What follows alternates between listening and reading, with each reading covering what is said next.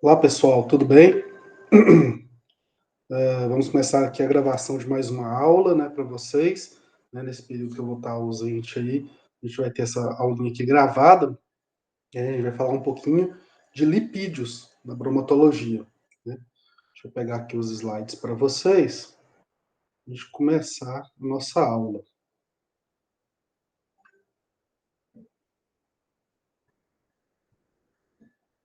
Bom, então nós estamos aí finalizando a unidade 3, né, seção 3.3, que fala de lipídios em alimentos. Essa unidade é focada em proteínas e lipídios, né? A aula passada a gente falou um pouquinho sobre enzimas, que é um tipo de proteína. Tá? A gente falou sobre as proteínas na aula 3.1, enzimas na 3.2, e agora o nosso foco é em lipídios, né, a parte de gorduras, né, dessas moléculas mais gordurosas dos alimentos. E a gente vai começar a nossa aula falando um pouquinho de uma situação-problema. A gente sempre começa as nossas aulas pensando um pouquinho em problemas práticos que a gente pode resolver, né, nessas situações, problemas aí.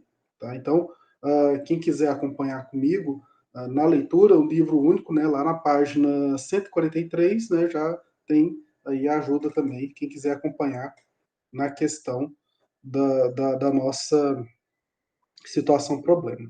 Bom, então a situação-problema fala de Mateus, ele é biomédico, trabalha aí no controle de qualidade de óleos e gorduras e sempre trabalha para que seus produtos não rancifiquem. Então hoje a gente vai falar um pouquinho de ranço, né? Ranço, tem pessoas que têm ranço. O que é o ranço? A gente vai entender um pouquinho do que é essa rancificação em produtos gordurosos. Né? Como que ele consegue, então, trabalhar e não deixar os seus produtos rancificar? Ele sabe que o estado oxidativo de um óleo ou gordura depende das condições de manuseio, das condições de processamento e de armazenamento. Por isso é necessário que essas condições sejam muito bem controladas, além de outros vários fatores que afetam de modo negativo um alimento que tem em sua composição os ácidos graxos suscetíveis a diferentes reações de degradação que podem ocorrer. Então a gente começa a aula fazendo as seguintes perguntas para nossa situação problema.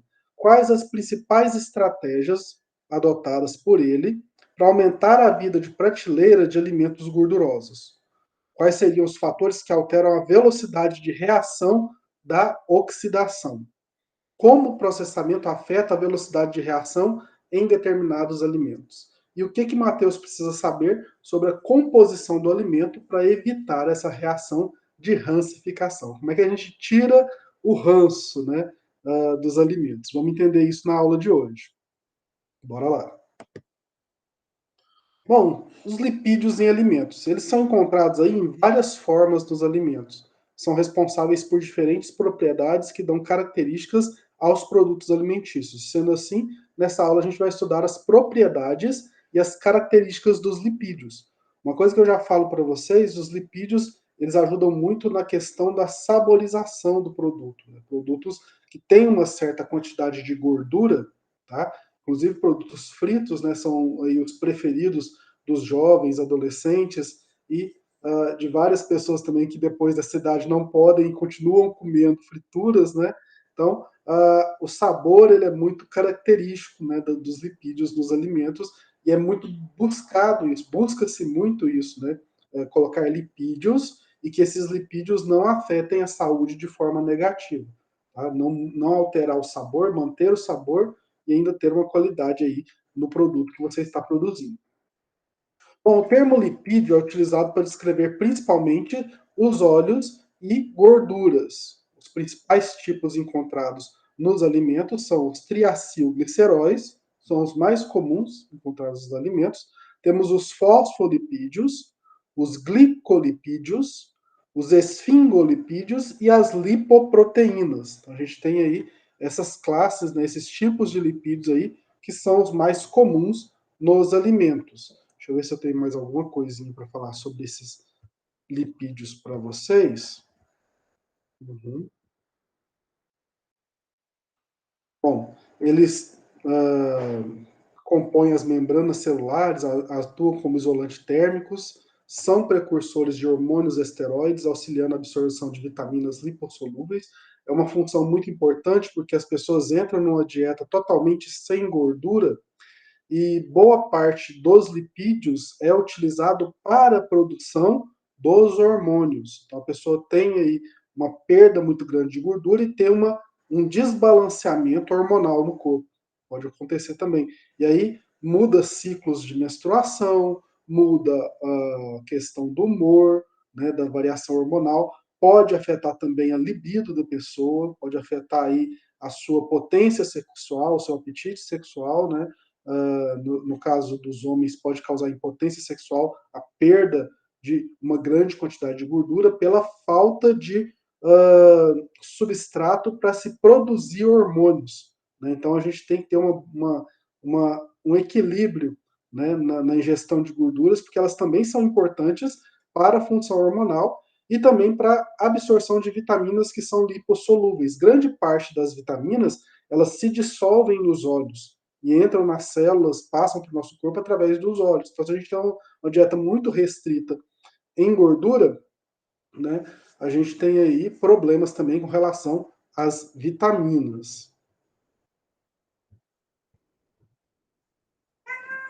Bom, aqui a gente fala de novo, né, que eles compõem membrana celular, atuam como isolantes térmicos, né, o nosso corpo ela tem essa camada de gordura que é isolante térmica, são precursores de hormônios esteroides, auxiliam na absorção de vitaminas lipossolúveis, além de servirem de fonte de energia para as células. Tá? Aqui para a gente assimilar, os lipídios alimentares estão principalmente na forma de triacilgliceróis, como nós já falamos, e são originados de diferentes composições de ácidos graxos. Variam de acordo com o tamanho, grau de insaturação, isomeria e diferentes posições na estrutura da molécula de glicerol. Os lipídios têm essas características aí.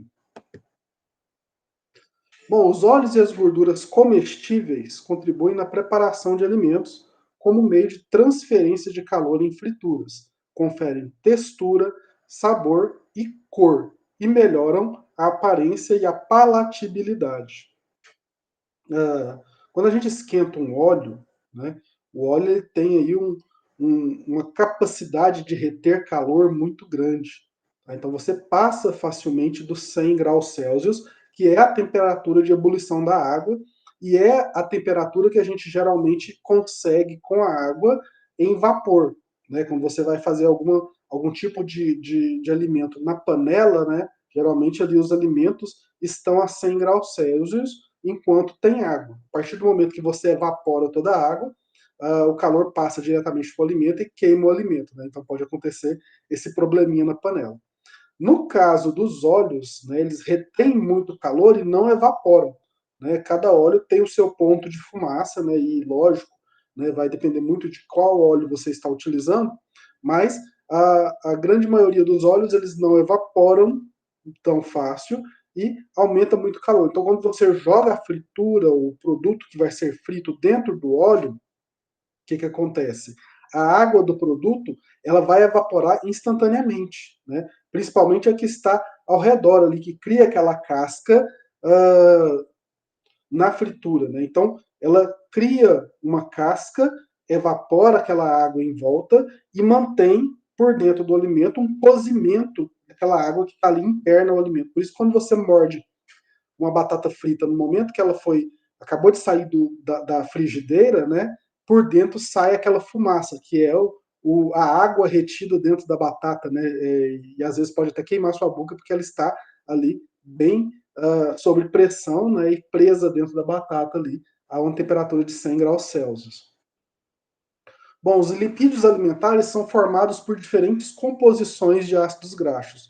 Por exemplo, os triacilgliceróis de origem vegetal, que contêm aí uma elevada quantidade de ácidos graxos saturados, enquanto os óleos de sementes oleaginosas são compostos de ácidos graxos insaturados. Então você tem aí ácidos graxos saturados e insaturados, dependendo de onde você obtém esses óleos para a alimentação. Bom, analisando a composição dos ácidos graxos, é possível dividir as gorduras e os óleos alimentícios em 4 grupos. Tem os 4 grupos, Gorduras, o primeiro grupo, gorduras com alto teor de ácidos graxos saturados, e a gente tem a manteiga, a gordura de coco e a banha, né? A gente tem alto teor de ácido graxo saturado, óleos com alto teor de ácidos graxos monoinsaturados, como o azeite de oliva e o óleo de amendoim. Terceiro grupo, óleos com alto teor de ácidos graxos diinsaturados, ácido linoleico, óleo de algodão, óleo de milho e óleo de soja. E quarto, óleos com alto teor de ácidos graxos poliinsaturados, que a gente tem o óleo de peixe e o óleo de linhaça, óleo de peixe também conhecido como ômega 3, ômega 6, né, que são óleos aí bastante requeridos na nossa saúde. Cada um desses óleos tem aí uma utilização pelo nosso corpo e faz funções diferentes dentro do corpo, né? Exemplificando, os ácidos graxos saturados mais frequentemente em alimentos são o láurico, o mirístico, o palmítico e o esteárico. Os insaturados mais frequentes são o oleico, o linoleico, o linolênico e o araquidônico. Então a gente tem esses ácidos graxos saturados e insaturados em maior facilidade de se encontrar nesses alimentos gordurosos.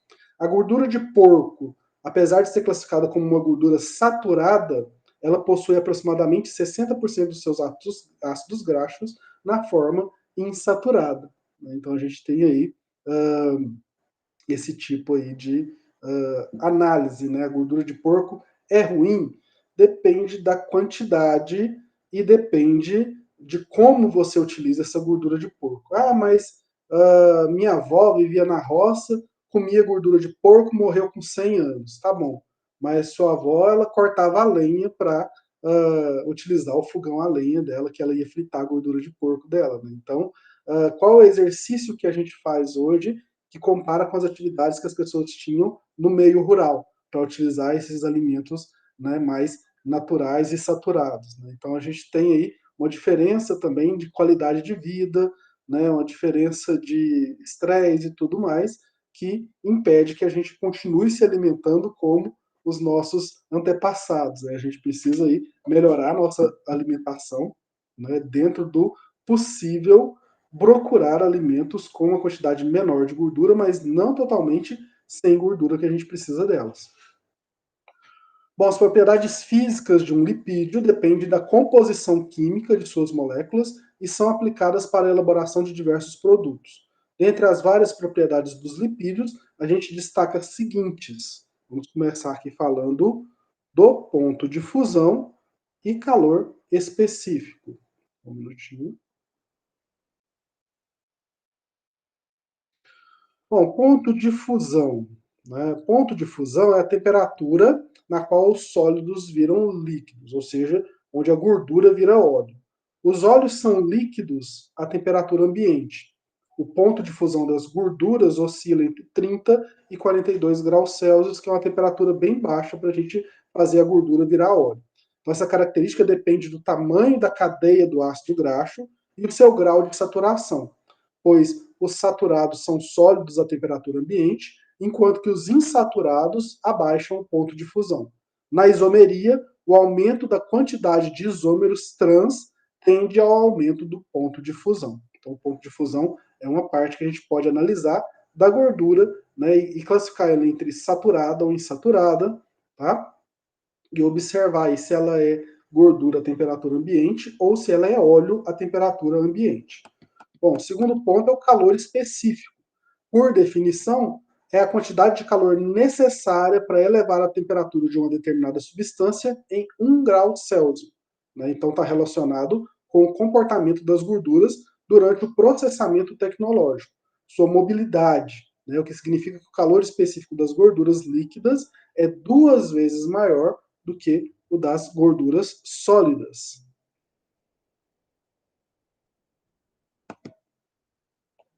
Desculpem. Um calor específico aí, né, a gente utiliza muito com relação à quantidade de energia que você vai dispor para levar 1 grau Celsius na temperatura daquele composto, daquela gordura. A viscosidade, terceiro ponto, de uma gordura está relacionada ao comprimento da cadeia dos ácidos graxos, ou seja, quanto maior for a cadeia de ácido graxo, mais viscosa é a gordura. Então, a viscosidade ela diminui quando aumentam as insaturações dos ácidos graxos que compõem a gordura. Então, essa propriedade deve ser analisada principalmente durante o processamento e manipulação de gorduras em sistemas alimentares. Observar o quão viscoso é e o tamanho da cadeia de ácidos graxos que você está trabalhando. O índice de refração, por definição, é a relação entre a velocidade da luz no ar e a velocidade da luz no meio constituído pela substância examinada, no caso, a gordura. Então, ele é utilizado para controlar o processo de hidrogenação. Ele aumenta quando aumenta o comprimento da cadeia de ácido graxo e as insaturações de gorduras. Quinto ponto, a densidade. Por definição, é a massa de uma substância para ocupar um determinado volume. Então, essa propriedade é muito usada para determinar a relação sólido-líquido das gorduras comerciais, porque as gorduras tendem a ser mais densas que os óleos líquidos. Então, a densidade de óleos, líquidos e gorduras sólidas tende a diminuir com o aumento da temperatura. Quanto mais você aumenta, você diminui a densidade desses produtos. Um lipídio tem mais densidade se as moléculas de triacilgliceróis estiverem bem empacotadas. Então, a densidade influencia muito na estrutura química e nas moléculas estruturais aí da gordura. Sexto ponto, a solubilidade. As gorduras são solúveis em solventes orgânicos. Geralmente, quando você quer solubilizar alguma gordura, você vai utilizar um solvente orgânico e geralmente elas são insolúveis em água, sendo que a solubilidade depende do comprimento da cadeia dos ácidos graxos e do seu grau de saturação. A diferença de solubilidade permite a separação da gordura por fracionamento. Tá? E para você conseguir fazer uma emulsão, misturar essa gordura com água e formar micelas, você vai precisar de tensoativos ou agentes emulsificantes. Sétimo ponto, a plasticidade. Está relacionada aí com a capacidade que as gorduras possuem em formar uma rede tridimensional de pequenos cristais em matrizes de óleo líquido, mantendo sua forma mesmo que exista uma pressão sobre ela. Quando ocorre a ruptura da rede cristalina, o líquido aí se torna viscoso.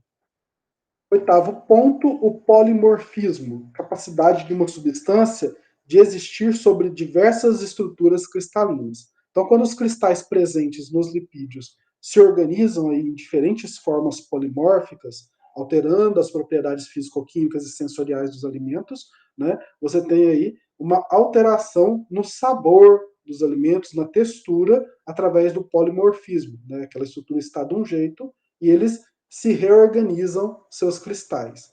Para que o alimento apresente suas características de textura e aparência adequadas para aceitação, é necessário manter os cristais de gordura na forma polimórfica mais adequada. Você tem que trabalhar em cima do polimorfismo também. E por último, turvamento. Turvamento é o tempo necessário para provocar turvamento de um óleo num recipiente submerso em banho de gelo. É a base para a prova do frio, pois em alguns alimentos, como a maionese, o óleo utilizado em seu preparo não pode cristalizar ao ser armazenado sob refrigeração, pois a quebra da emulsão resultaria num produto rejeitado. Né? Imagina você faz a emulsão tipo a maionese, põe na geladeira e ela quebra igual, por exemplo, um iogurte. Né? Fica aquela nata de água por cima, separada da gordura. Né? Não fica muito legal, as pessoas não gostam muito desse tipo de resultado final. Então falamos aí das propriedades dos lipídios, né? Bom, os lipídios, as gorduras naturais nem sempre podem ser utilizadas na preparação e no processamento de alimentos, por isso foram desenvolvidos tratamentos em que é possível alterar os perfis de ácidos graxos de modo a tornar a gordura mais adequada à necessidade tecnológica. A gente tem os processos principais de processamento, que são o fracionamento, a hidrogenação e a transesfericação. Desculpe, deixa eu falar direitinho aqui para vocês. Transesterificação. Né? Transesterificação. Esse é o nome certo do que nós estamos falando. Né? Então, fracionamento, hidrogenação e transesfericação. Tá? No processo de fracionamento, consiste na manutenção da gordura em temperaturas nas quais os triacilgliceróis de cadeia longa ou mais saturados cristalizarão, né? Coletando-se tanto a fase sólida, mais saturada ou de cadeia longa, como a líquida, mais insaturada ou de cadeia curta. Né? Então, já você faz aí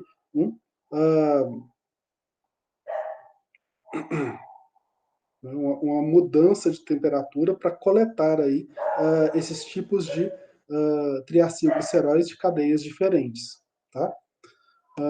Esse processo vai ser necessário para óleos usados em produtos que serão refrigerados, para que previna aí a cristalização, a turvação dos triacilgliceróis, como também em óleos usados em maionese e molho de salada. A hidrogenação é um processo químico, né? A gente fala muito da gordura hidrogenada, que adiciona hidrogênios às duplas ligações mediante aquecimento, agitação e adição de um catalisador. E aí torna os lipídios mais sólidos em temperatura ambiente. Você cria aquela gordura bem firme, mais estáveis oxidativamente e mais saturados. A ligação dupla, que é regenerada e pode apresentar-se nas configurações cis ou trans. Nesse caso, pode ser preocupante, né, porque os ácidos graxos trans estão associados ao aumento do risco de doenças cardiovasculares. Eles podem aí entupir artérias, por exemplo. Tá? Os produtos produzidos por hidrogenação incluem margarinas, gordura vegetal e óleos parcialmente hidrogenados que apresentam estabilidade oxidativa aumentada. Então, você diminui a chance desse produto rancificar. Por isso que é tão importante a hidrogenação de lipídios. E, por último, a transesterificação, que é um processo que envolve o rearranjo de grupos acil na molécula do triacilglicerol. Quando o processo ocorre em um mesmo triacilglicerol, é chamado de intraesterificação. Quando ocorre em um triacilglicerol diferente, é chamado de interesterificação. Então, altera aí a composição de ácidos graxos ou triacilgliceróis. Essas gorduras podem apresentar propriedades nutricionais ou físicas superiores. Então, é usado para produtos com alto valor comercial, como substitutos de manteiga de cacau e lipídios para alimentos infantis. Então, você tem aí a transesferificação. Nome difícil de guardar, né? Transesterificação. Bom, a qualidade dos alimentos ricos em lipídios está relacionada aí ao entendimento das diversas propriedades que os óleos e as gorduras podem apresentar. A textura dos alimentos pode ser influenciada pelo estado físico do lipídio e pelo tipo de gordura. Por exemplo, para óleos de cozinha ou óleos de salada, a textura está diretamente relacionada à viscosidade desses óleos na temperatura de sua utilização, que geralmente é a temperatura ambiente. A aparência também é um atributo sensorial que influencia a aceitação de diversos produtos alimentícios. Temos como, por exemplo, a migração de gordura em chocolate, quando aparecem manchas brancas ou acinzentadas na superfície do produto, devido à cristalização da gordura nesses alimentos.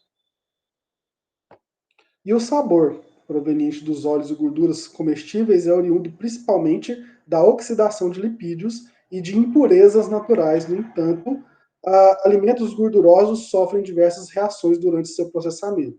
Dependendo do tipo e da concentração dos lipídios crescentes, há uma produção de aroma e sabor característicos para cada alimento. Então, aquele gosto crocante que se dá pela oxidação dos lipídios e até por algumas impurezas que estão ali naquela casquinha. Bom, os lipídios presentes em alimentos gordurosos in natura ou processados podem sofrer reações de degradação que afetam as características sensoriais e nutricionais desses produtos. Né? A principal delas, né, uma delas, é a rancificação hidrolítica, que é a transformação provocada por enzimas e agentes químicos que rompem a ligação éster dos lipídios, promovem uma lipólise e diminui a qualidade das gorduras, devido principalmente ao aparecimento do sabor desagradável, né? Rancificação hidrolítica. Temos também a rancificação oxidativa, que é uma deterioração química que ocorre nos lipídios que contêm ácidos graxos insaturados. Leva aí à formação de compostos de baixo peso molecular responsáveis pelo aparecimento do ranço. O sabor de ranço, devido à rancidez oxidativa é prejudicial à qualidade do alimento. No entanto, produtos como cereais desidratados, alimentos fritos e queijos apresentam aí pequenas quantidades de produtos de oxidação, gerando um sabor aceitável e desejável, o que caracteriza aí esses alimentos. Nem tudo que é oxidado fica com um sabor ruim, tá? Então até o ranço de vez em quando, um pouquinho, é bom. Então, notamos que os lipídios têm grande importância em diversos alimentos e suas propriedades influenciam no aspecto, sabor, textura e qualidade de alguns produtos. Então vamos assimilar aqui.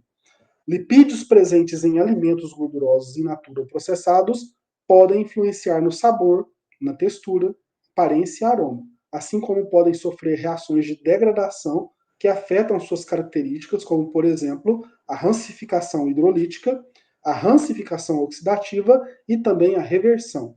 Para minimizar os efeitos negativos das oxidações, a tecnologia de alimentos pode utilizar antioxidantes naturais e sintéticos, como também alguns processamentos para evitar os processos degradativos dos lipídios ou alterar positivamente suas propriedades. Então a gente pode aí utilizar antioxidantes para evitar esse efeito de rancificação também. Vamos voltar para a nossa situação problema, né, ver como que o Matheus terminou, né, ou resolveu seus problemas aqui.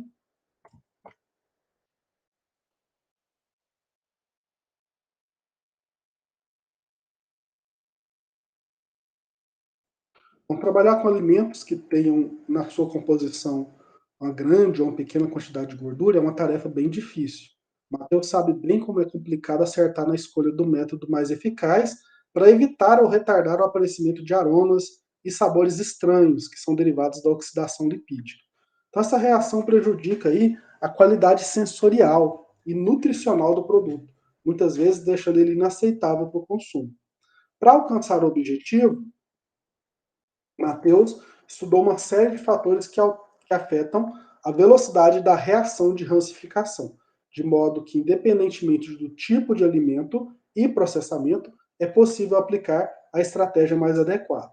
Então, a gente vai ver a seguir, no relatório final da pesquisa do Matheus, é possível analisar os principais fatores que vão intervir nos processos de degradação do alimento através das seguintes reações oxidativas.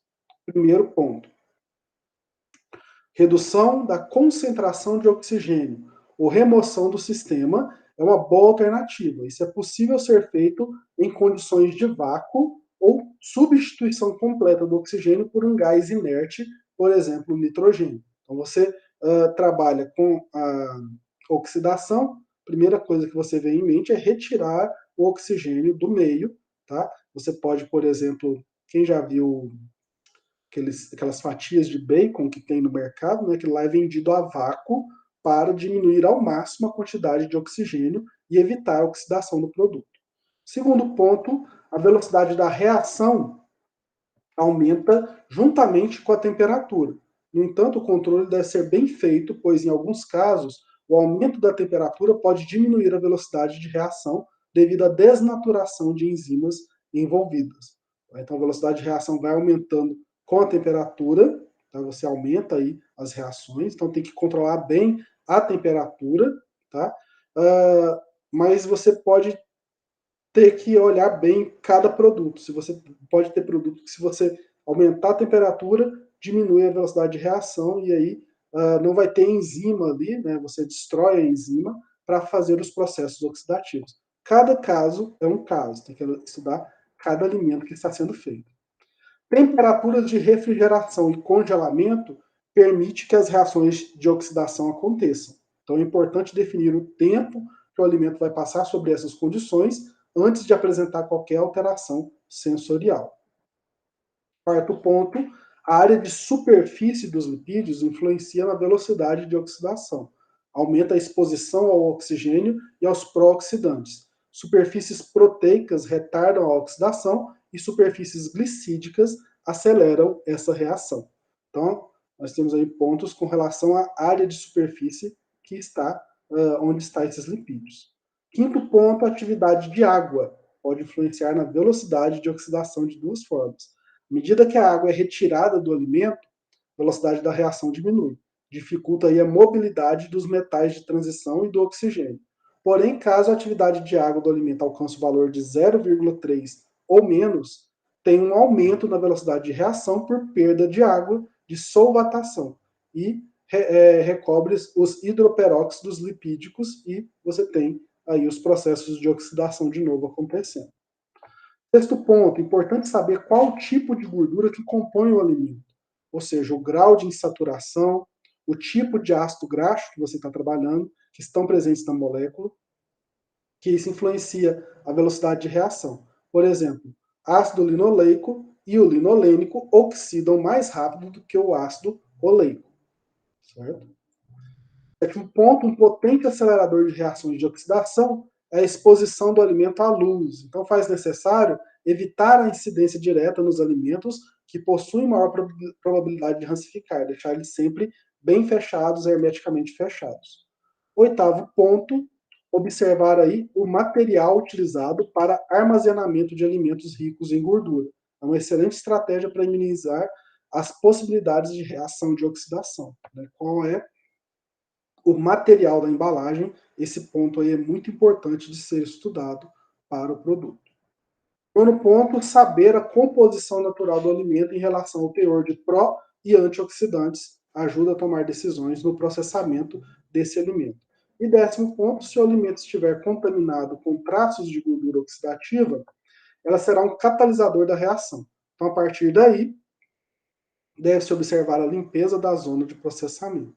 Tá? Então, após a análise de todos esses fatores, Matheus conseguiu relacionar os processamentos aplicados aos alimentos com as características dos produtos formados, e assim deixar o alimento em condições ideais de consumo, sem apresentar alterações sensoriais e nutricionais. Então, o valor agregado ao produto aumenta, pois a vida de prateleira dele está estendida e o sabor e as condições de consumo não vão ser alteradas.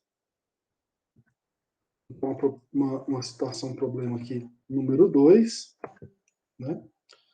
Batatinha frita, 1, 2, 3. Quem assistiu aí e está lembrando, né? Vamos falar de fritura, né? Gorduras que não engordam, tá? Bom, descrição. Lipídios da dieta, nossos lipídios costumam ser relacionados negativamente quando o assunto é saúde. A gente tem aí obesidade, diabetes, doenças cardíacas, que apresentam uma forte associação com aquela gordura que nós ingerimos.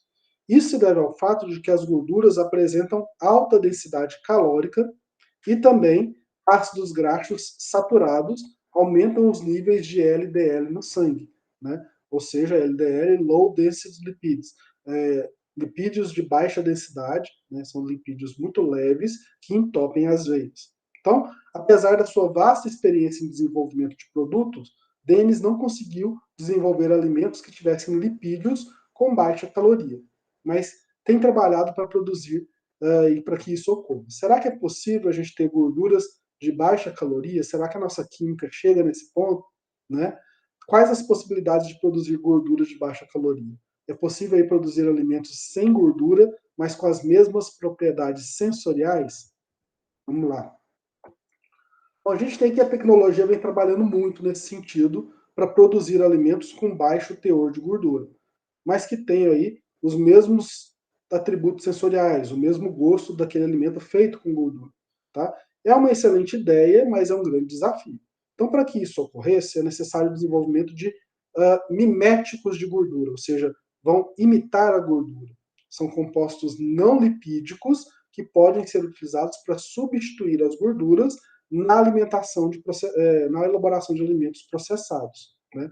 A gente tem a Procter Gamble desenvolveu um produto chamado Olestra, primeiro lipídio não calórico comercial. Né? Foi produzido como um éster de ácidos graxos da sacarose. A principal característica deste Olestra é a presença de 6 ácidos graxos esterificados na molécula de sacarose.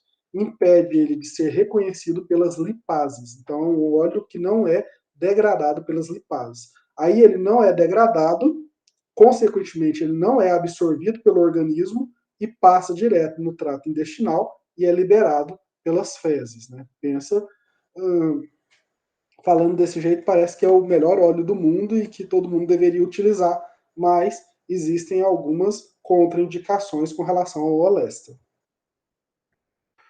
O outro foi o Salatrin Short and Long Chain Acid, Short and Long Chain Acid Triglyceride Molecule, Salatrin, da Nabisco. É um lipídio estruturado que tem sido utilizado pela indústria de alimentos por sua baixa densidade calórica, né, formado por ácidos graxos de cadeia curta e o ácido esteárico. O salatrin é metabolizado da mesma maneira como as outras gorduras, por isso ele causa a mesma sensação de saciedade, né, quando você come salatrin, ele te dá saciedade. De posse da possibilidade de obter esses substitutos de gordura, Dennis passou a experimentar diversas formulações, com o intuito de produzir alimentos mais saudáveis, com características sensoriais altamente aceitáveis pelos consumidores. Além de substitutos de gordura, Dennis estuda a função dos lipídios bioativos, como os ácidos graxos W3, o ácido linoleico conjugado, os fitoesteróis e os carotenoides, suas possíveis aplicações em produtos alimentícios processados, com o intuito de enriquecer e melhorar ainda mais as propriedades nutricionais dos produtos elaborados. Então a gente tem aí possibilidade sim de ter batatinhas fritas sem causar dano ao nosso corpo. Pode ser possível, tá? Mas sempre tomando muito cuidado com a química que envolve esses produtos. Né? Bom, pessoal, obrigado por me acompanharem até aqui. Né? Assistam essa aula, leiam o livro, façam as atividades do AVA, tá bom? Qualquer dúvida, anotem, que na próxima aula presencial a gente vai responder. Qualquer dúvida também, perguntem nos comentários aí do YouTube, tá? O YouTube está aberto aí, tem a seção de comentários, né? Se eu tiver online e ler algum comentário, alguma dúvida, eu respondo também lá nos comentários, né? E é isso, né? Muito obrigado pela presença, bons estudos e até a próxima semana. Até mais, pessoal. Muito obrigado.